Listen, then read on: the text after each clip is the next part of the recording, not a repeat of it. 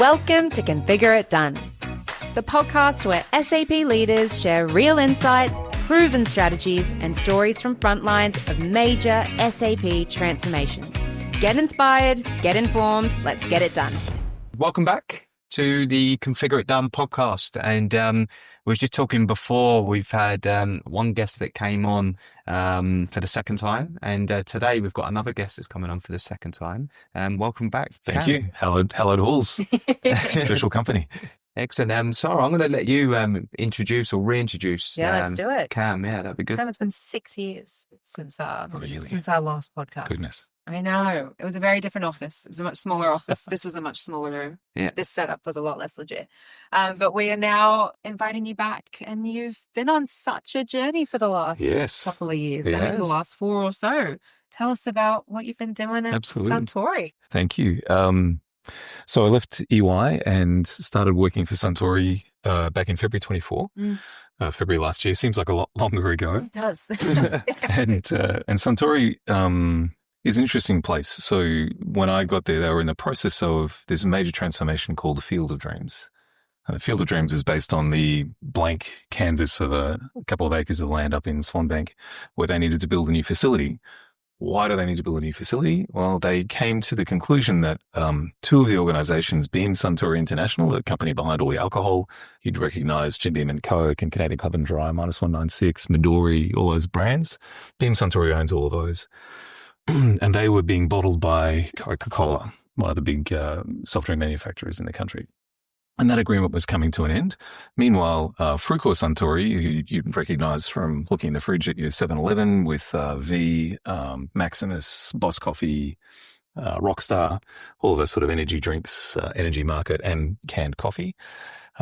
Busy doing all of that work, bottling most of that in New Zealand, but not in Australia. Mm-hmm. And so Suntory Holdings looked at this and said, that contract's expiring. We've got a soft drink manufacturer. What if we got the soft drink manufacturer to bottle for Beam Suntory? And of course, the Frucor people took a big breath in. We're already out of capacity. How are we going to do this? And so the decision was made to invest $400 million in building a new facility in Queensland in order to increase the capacity of the manufacturing capability, add alcohol to it, and take over from Coca-Cola. Now, Suntory is a Pepsi bottler worldwide, and Australia was the only place that Coke was doing the bottling for us. So that, I think, played a role in, we want to remove that relationship. It was coming to an end anyway. Mm-hmm.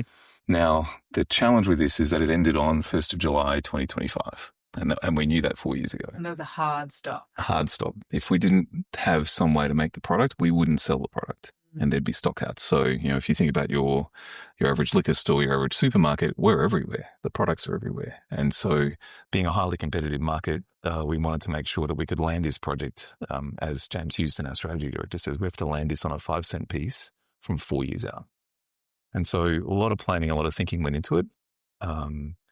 And what ended up happening was that Frucor Suntory and Beam Suntory International effectively formed a partnership to create Suntory Oceania. And I'm wearing the shirt. And Sara always corrects me when I say Frucor Suntory. Yes. Oh, because I got in trouble when I said it for the first time at a meeting, and I was like, so how's it going at Frucor? They're like, no. It's Suntory Oceania. Exactly. Sorry. Exactly right. And they've done quite a good job at rebranding that. So Suntory International now is a full multi-bev company. Mm-hmm. And we make all of those drinks that we make in New Zealand, we now make them in Swanbank. In fact, at some point in the last 6 months, the switch happened from things being sold in Australia being made in Australia and not being shipped across the ditch. Yeah. And that little milestone just quietly passed us by. So next time you're in a 7-Eleven, go and grab a can of V and see whether it's got the Swanbank address on the outside of it, because that's handy.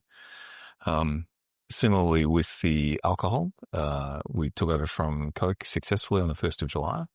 And now you start to see our products in the market. My son works at the local liquor lounge in our place. Every time I go and visit him, I'm always going to the ready-to-drink fridge first to have a look at, where's this can from? Is this one of ours? And I actually won the prize for finding our first set of cans in the wild. Oh, really? Hey, look, these are from Swanbank. I might come after you for discounts. Yes, exactly right. Now, to get there,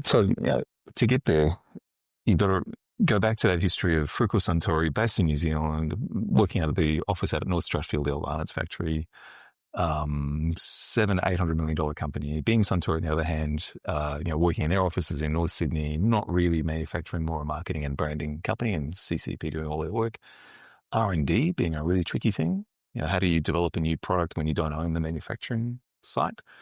And so bringing these two companies together makes a lot of sense when you think about what is Suntory's edge in the competitive market of drinks generally. Mm-hmm. It's about getting new flavors out there and getting them out there quickly. So time to market, new product development is actually the sharpest edge we've got. But in the case where somebody else is doing your bottling, that gets really hard because you don't have end-to-end control over, hey, can you just try this and where are we going to get the cans from and can you get the artwork ready and all that stuff. So bringing this together is really going to strengthen our edge. To get here, though, was an awful lot of work. And so when I started in February last year, I walked in, started having meetings with people and started realizing the breadth of, firstly, the work that had already been done. So Frucor had updated to S4 about 18 months before that and had been on the Universal Journal approach. They released ACT-DOCA, which is the Universal Journal, which gets rid of FICO altogether. That's very powerful. They built a dynamic pricing engine, which means that we could then set prices for customers and have it all flow through. They had already built a centralized CRM system that powered the call center and the iPad app that the sales reps used for non-alc and the online store. It's a single source of truth for customer. So anytime the customer rang up, they got one view of Suntory and we got one view of that. That was already in place, which then was an amazing foundation to build off because then we needed to go through this list of things. We needed to power this new facility in Swanbank. Literally was a field of dreams, grass. When we bought it, in fact, it was mostly swamp. And so we had to fill it in and flatten it out and build this enormous facility. I'm sure you've seen photos of it. Yeah. With enough capacity, it's got capacity in it to double in size. So we pre-built that in terms of the big concrete pad and the shed and all that stuff. Yeah. It then needed to take over the non-alc production from New Zealand. So it needed to start making all of the, V and the Maximus and all that stuff. Boss Coffee we bring in from Japan already pre-canned. We needed to build new supply to get all of our supply network planning in place to be able to feed this new facility. We had to then pour alcohol into that. So we needed to build another set of supply chains for all the alcohol that needed to come in. We needed to build an alcohol tax solution. Because in Australia, we pay excise, we have to pay customs duties. One of the first things that Matt, my boss, threw to me was, know anything about excise? I've gone, nope, but I know a few people who do. Got on the phone to some ex-colleagues at EY. And I was going to say EY had done probably one of the few excise tax management for Lion. Yes, yeah, absolutely. They've got some good skills in their tax technology department. Happy to give them a plug. Pete Sanders is great down there. But the problem we had was no one in the company had done excise. And so we were trying to gather requirements and design things and we were getting crickets. So we had to go and we built it ourselves based on what we understood and what we knew and we got it mostly right. We had to, the thing with CCP is that not only did they manufacture, but they also distributed. So all the salespeople were part of that. So we lost that sales channel, had to build a new one. That's 150 people that need to be onboarded and trained and given laptops and iPads. Huge. And then the alcohol needs to be added to the online store and the iPad app that they're going to use because we don't do that at the moment.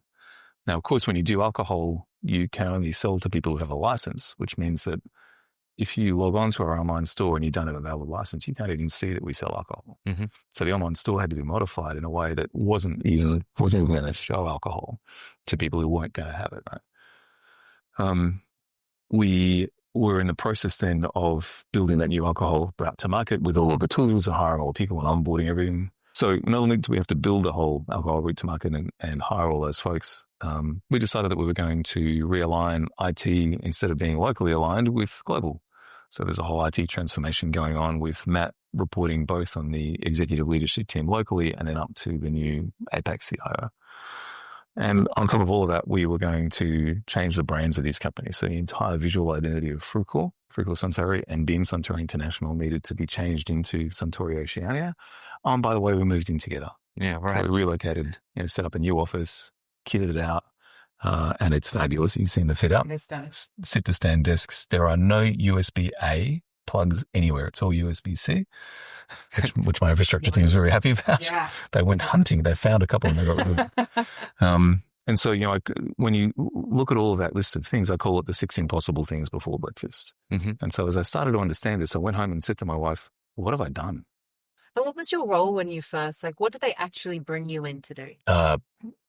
Officially PMO director. Yeah, how long did that last? Well, technically that's still my role, but I prefer, and we'll get into some of that conversation around PMO. I don't like PMO for PMO's sake. And so I prefer to call myself the program director. Yeah. Because I think there's a better role there for coaching project managers and helping them understand, rather than a PMO manager that polices and says you haven't done that right. Yeah. And so I was at a lunch recently put on by Key Consulting, talking about PMO, and I was thinking, these people are all more on you're policemen, not coaches. One of the guys did say project management is one of the last corporate team sports. I thought that was a really good analogy. And so I thought, well, as a program director, what's my role? I think I'm a coach.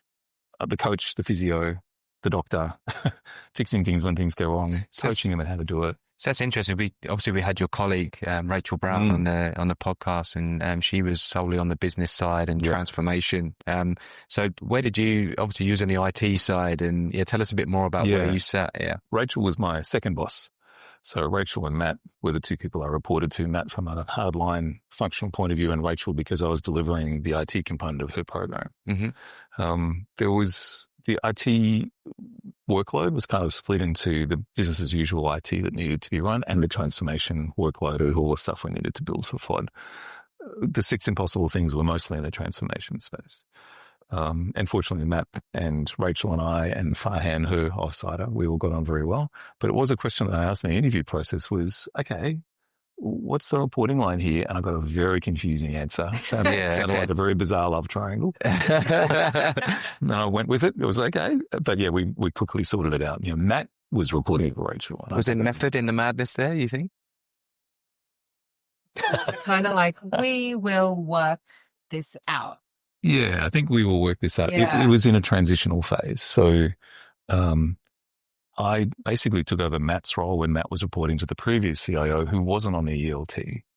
And so all of that kind of shifted 90 degrees with Matt being elevated into the CIO role, sitting on the ELT, me reporting more to Matt, and then dotted lining into Rachel. So we had to kind of figure it out as we went. Yeah. It sounds like it was kind of more of a, let's just get the right people in.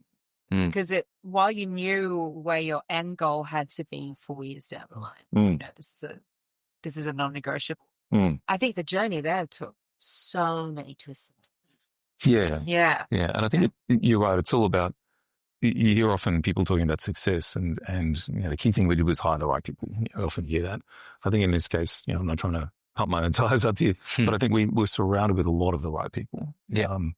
Even the Frucor people, even though there was a low, I say this openly, the Frucor IT group were very immature. They were a $600 million small organization used to doing things in their own way. And part of that was almost being too kind and saying yes too often.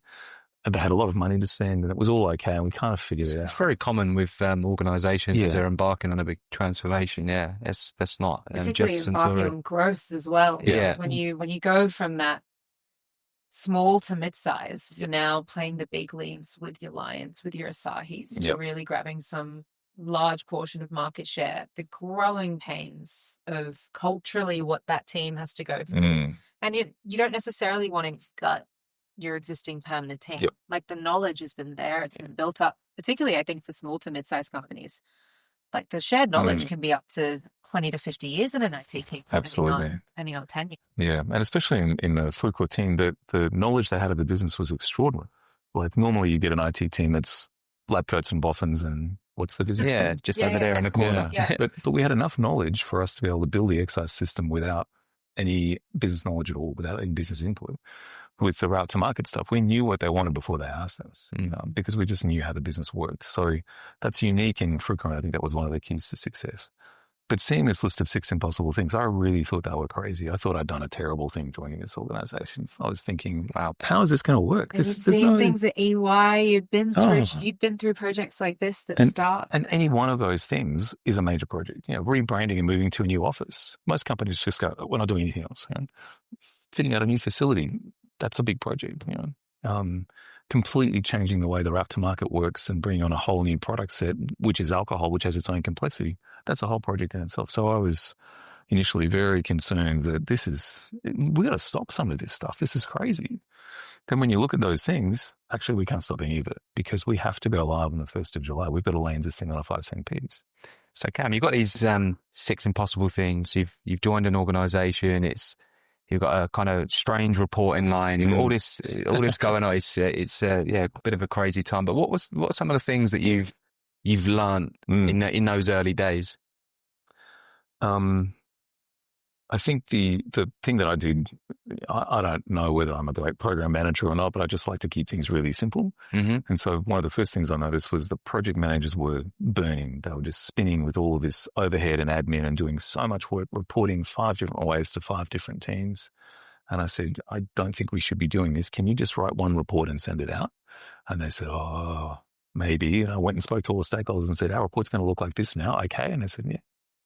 And so I kind of then started to talk about write once, read many. We want to be efficient at this. I want to cut down the load because the project managers were also complaining around, I'm so busy, I've got no time. And I thought, this is no good. I need you to be thinking about risk. I need you to be keeping things on schedule and control. So let's cut the admin down. What do you not need to do? Right, just write one report. I'll manage that. They were getting demands from everywhere. Mm-hmm. And being a yes culture, they weren't saying no. Yeah, okay. So one of the first things I did was get them to say no to anyone saying, can you report this way? No. Here's our report, you can have that.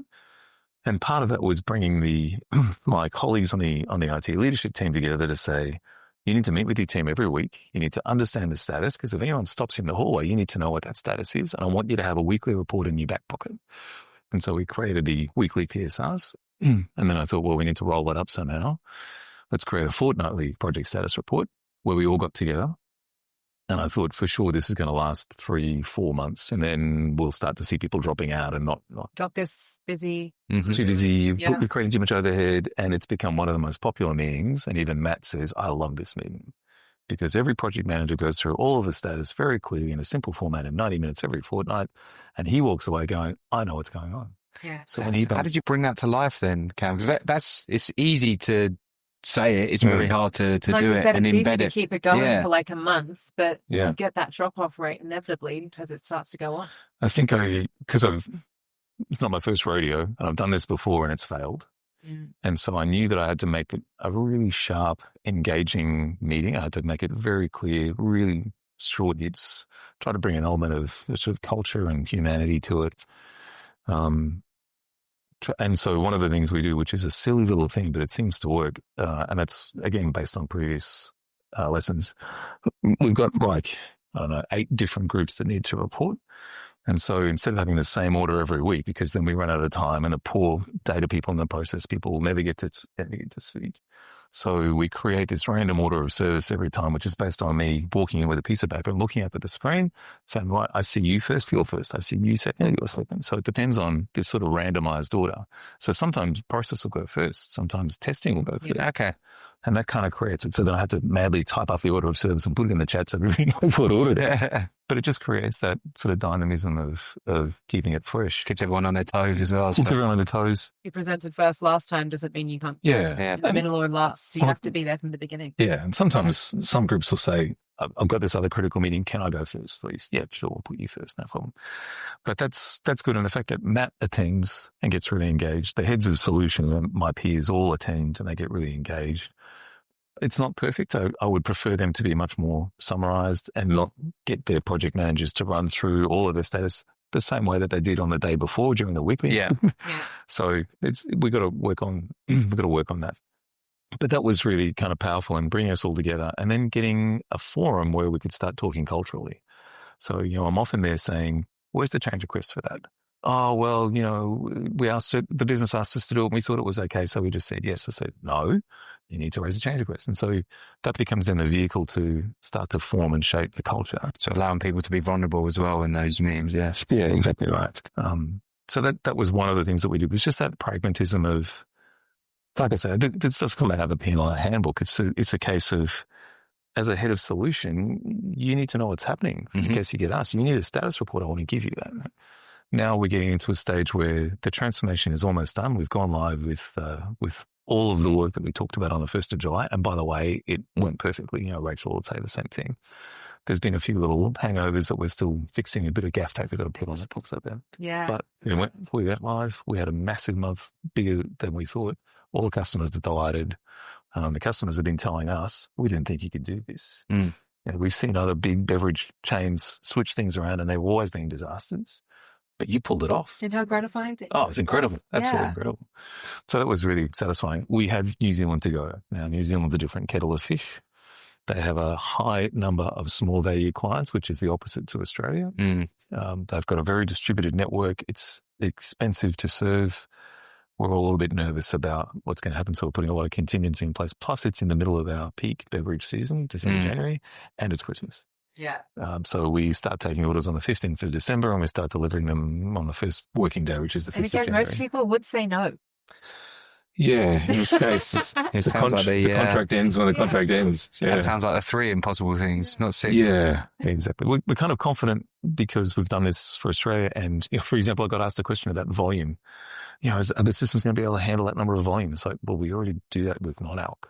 We already do almost that volume with non-alc. And the additional alc is going to add 10%, will be fine. Right? And it's SAP. We're talking about thousands of orders, not millions of orders. Right? So I think that was one of the things that we learned was being really pragmatic. The second thing is the perfect is the enemy of the good. I'm not a perfectionist. If we can hammer and shape this thing to fit and squeeze it in that hole and we get there and then we're over the line and everyone's happy, that's really important. I'm a perfectionist. Yeah, exact opposite. Husband is the exact opposite. Such a byway, but I'm going through kitchen renovation. Yes. Bloody awful stuff. Yeah. Like endless. Yep. And the process took so long. It's just like pick a tile. Any tile. It's a splashback. We've said green. They're all green. And Nick's like, I don't know about that lighting though. Oh my God. And I am definitely in that process. I really discovered I am a done is better than perfect. There are perfectionists out there. But even bridging that gap, because you have that tension in a project team, you would have some that are perfectionists. Like, how do you move past just okay, we got to get this done? To a certain extent, Rachel drove that. Yeah. Okay. Yes. If we're going to go forward into our next big project, our big transformation, which is a global template rollout, terrible timing coming straight on the heels of this massive transformation, but that's the way the universe works. Then we've got to be really tight. And so I don't want to be in a position that we've been in this time around with change control not being done very well, because you go back to the original requirements and it's a line in a spreadsheet that's very vaguely written and the business says, well, you promised me you'd give me single source of truth. Well, what does that mean? And we have. No, you haven't. Well, then you get into that argument. So I'm trying to bring back our old methodology. So again, to answer your question before, how do we get to perfect is the enemy of the good? We ran it fast and loose. Yeah. And we did it with a lot of trust, and we did it with, I think there was a huge cultural glue that got put in place, and Rachel's a big part of that. Matt's a big part of that. I like to think that me and my peers on the RTLT had some hand in keeping that culture together. But, that culture was driven by, we cannot miss this date, and it's got to be good enough. And in fact, we had a lot of arguments because the ELT, someone on the executive leadership team had created this phrase of, we have to be as good or better than the other supplier. And it's like, well, that's terrible because we don't know what that is. Have you got that documented somewhere? So it was constantly being beaten into us. No, that's got to be as good or better than. So, well, that's not a requirement. I can't work to that. We gradually kind of managed to strip that out and turn that down to, we just need to be able to operate. And then we'll get better as we go. So we kind of pulled it back to a minimum viable product approach. So Cam, I always say like leadership comes from, culture comes from leadership or comes from the top. So you mentioned you're a done better than perfect. Yeah. You mentioned Rachel was done better than perfect. How about Matt? Matt's in the same mold. Yeah. Okay. That's really interesting. Yeah. Yeah. So I think three of us and Farhan, who is the PMO lead for transformation, we're all kind of, look, whatever, we've got to meet that date and we've got to make sure that we need. Too long. So it wasn't like another, not a naysayer, but you didn't have another loud voice being like, I don't know about this. Oh, we had lots of them. Yeah. We pushed it. That's right. So pragmatism and goal, change control is so important, and that's in every project. So I'm trying to beat that into my project managers now, starting with follow this methodology, go through this gate, get me an email with them saying, yes, that's what I want. So we're currently going through a project at the moment around ESG reporting. And before we've done anything, I've done a race because we actually don't know what they need us to do. Do you want us to run the project? Or do you want us just to build the extract? Do you want to build the extract into a data lake that you can manipulate, or shall we just dump it into a spreadsheet? Yeah. What do you want? And we've been trying to get that answer, and they keep saying, how much is it going to cost? And I'm saying, hang on, you've got to tell us what you want. Yes. So I'm trying to force them through gate one to get that point. I think we're almost there with that. But that's the sort of the major lesson. And replicating, obviously, the Australia projects was tough. But sometimes the toughest environments can now build a really hardened team. Yep. How much easier is it starting this New Zealand journey? Knowing it's completely different, it has its own challenges, but now having this culture that you don't need to build from the ground up anymore. It's kind of already embedded in there. Yeah, New Zealand, I thought you were going to say something else. I thought you were going to talk about fusion and not New Zealand. Because New Zealand's kind of done. It's almost in the rearview mirror, and people who hear this will kill me because we haven't gone live yet. But hopefully this comes out after go live. So New Zealand it's something we have to do. It's 10% of our business. It's got to be done right because we could destroy that market if we're not careful. There's a lot of confidence because we've done it once. There's a lot of nervousness because it's very different. So New Zealand's one thing. Moving into fusion, I think having this, no pressure, no diamonds. So having had that glow up of maturity, and now me being, having this amazing mandate from Matt to say, right, you've got to improve our ways of working. Bang, here's our methodology. We must go through these gates. We have to estimate this stuff. Is hopefully going to help us with this next journey through fusion, which is bigger than FOD with less time. So the pressure will be even higher, and therefore it's going to be even more important for us to remember these lessons and to follow a good methodology and control scope and have a good culture. Cam, if you were a business embarking on a major transformation like Suntory Group, you've just been through, what's your top 3 tips, little pieces of advice you could give to them?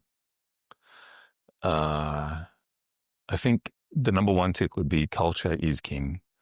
And a lot of companies, it's really hard to, and culture is so hard to get your hands around in terms of what is it? How do I make a culture? Good culture. How do you make a good culture? Yeah. So it really takes that, you've got to have that, I think, a high EQ leadership team to go, yeah, you're right. Okay, let's get some experts in. Let's figure out what culture do we want?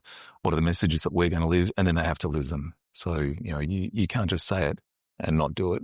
So I think culture is number 1. Number 2 would be allow enough time. Whatever you think it's going to take, it will take longer. And if you have a deadline that you can't miss, allow enough time. Make sure that you've got enough time in it. It's going to cost you more than you think, but that will pay off in spades when you get close to the time. And then you get to, you said it before, we went live and it went perfectly. That's almost unheard of. Yeah. And we are so proud of that we managed to nail it. So that's the payoff of investing that time and money correctly, because you get to say that and you get to have those successes and you get to have that great feedback from your customers. You get to protect your business. There's other horror stories I've heard out of the market. Big pharmaceutical company, SAP got put in, we don't have time for change management. Let's just slam it in. Because change management was going to be too expensive and take too long. Their warehouse had to shut for 4 weeks. Yeah, wow. Couldn't work. And they lost $70 million worth of business.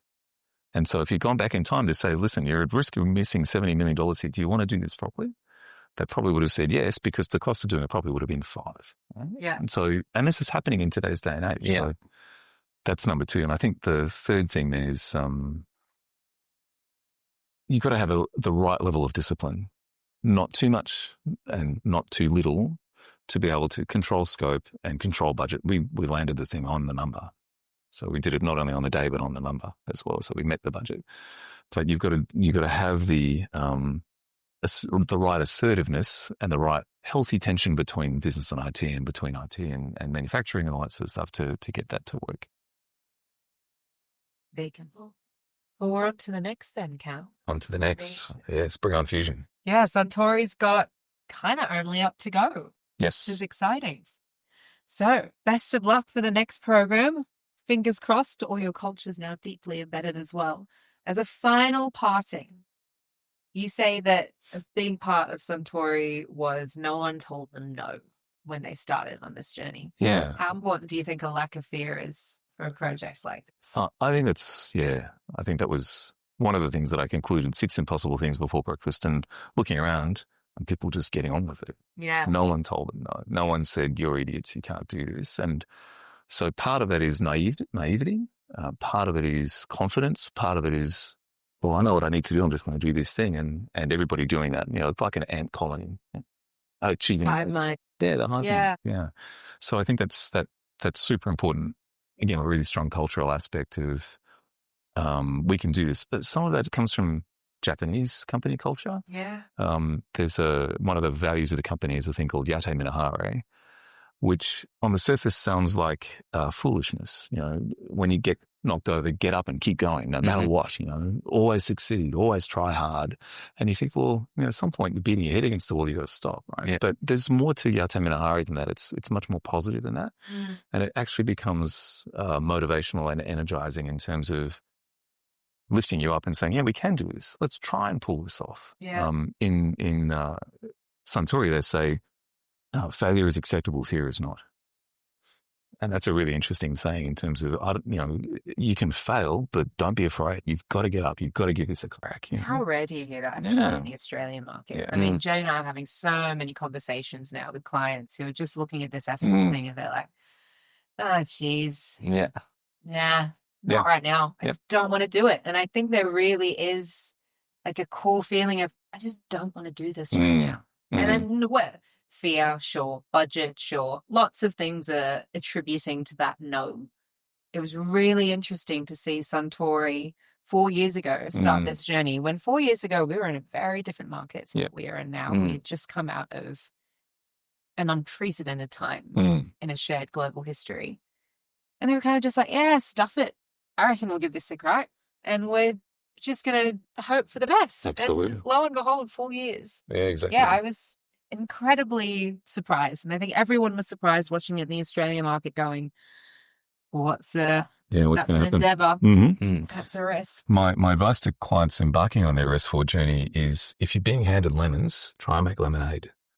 And that's what we're doing with Fusion, where we've got to do this technical upgrade. And unfortunately, it's a heart replacement. We're basically ripping out S4 and putting in a global S4.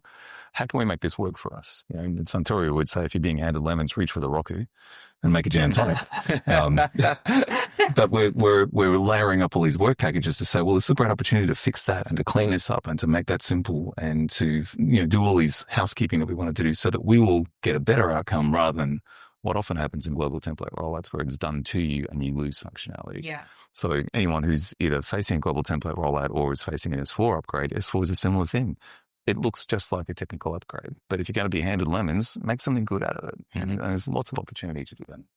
I think that's a brilliant way to end. Cam, thank you for coming on again. It's really refreshing to learn from not only Rachel, but yourself and have a leadership team that's so open-minded and not perfectionist, but get it done. And it's refreshing for the market. But thank you for coming on, sharing your story. Thanks, Jay. Thanks, Sara. Thank you.